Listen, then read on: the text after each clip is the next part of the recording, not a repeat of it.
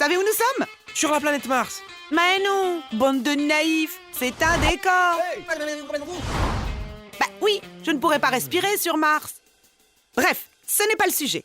Car aujourd'hui, après 10 mois de voyage, et pour vous servir, je vais vous parler de mon compagnon du jour, le rover martien Curiosity, et de son instrument incroyable, unbelievable comme ils disent aux States, ChemCam.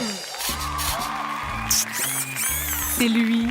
Curiosity est un rover américain d'exploration destiné à l'étude du sol martien. Alors oui, encore un, vous allez penser, mais celui-là, attention, il décoiffe. C'est la Cadillac des rovers.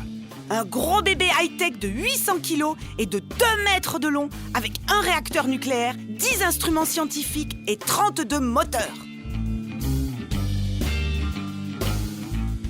Plus qu'une prouesse technologique, un record mondial.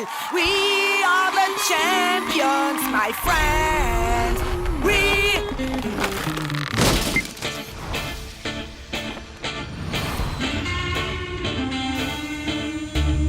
Moi, j'ai explosé mon brushing la première fois quand j'ai vu ça.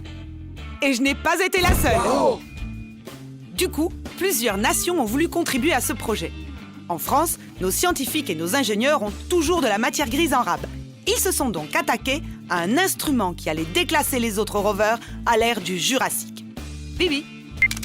ChemCam. Écoutez ça. Il va permettre au rover d'analyser les roches à distance sans se déplacer. Et s'il ne se déplace pas, le rover va économiser ce qu'il y a de plus important. Du temps. Et sur Mars, le temps, c'est de la durée de vie. Oui. Je vous explique. ChemCam se compose d'un laser. Pas ça.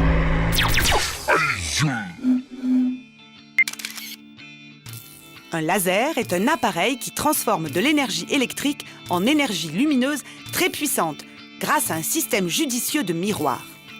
Ces miroirs vont amplifier la lumière pour la rendre très puissante et très concentrée.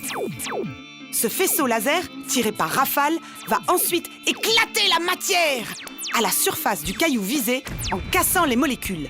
Il en restera des atomes. Ces atomes matérialisent leur présence par des ondes lumineuses de couleur. Chaque couleur caractérise un des éléments composant la matière du caillou. Par exemple, du fer, de l'aluminium ou encore du zinc. Ces ondes lumineuses, représentant les différents atomes de la matière donc, vont être collectées puis analysées par un appareil appelé spectromètre. Ouh, pas facile, hein? Faisons une petite pause, histoire de souffler. Voilà!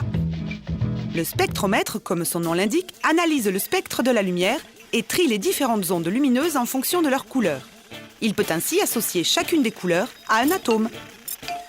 Et c'est ainsi que ChemCam permet au rover de connaître la composition d'une roche sans se déplacer. C'est pas beau? Ce procédé est déjà utilisé sur Terre pour la restauration des monuments historiques ou pour la recherche de minéraux. Mais c'est la première fois qu'il est utilisé pour l'exploration spatiale. Ensuite, les mesures sont envoyées sur Terre et analysées par les scientifiques. Si la roche est intéressante, notre super rover va faire un forage grâce à son bras articulé afin de l'analyser sur place. Bon alors, question. Que cherche-t-il sur la petite planète rouge? En voilà une question intelligente. C'est pour ça que je la pose. Aujourd'hui, nous savons qu'il n'existe pas de petits hommes verts là-bas. Enfin, je crois. Mais peut-être y a-t-il eu de la vie dans un lointain passé, un temps révolu, inconnu de l'homme. Oh, quelle poésie n'est-il pas? Bref, ça n'est toujours pas le sujet. Curiosity va aller sur Mars dans un but bien précis. En fait, les scientifiques supposent aujourd'hui que la planète a pu suivre la même évolution que la Terre. Cependant, par une raison encore inconnue, elle s'est arrêtée en route.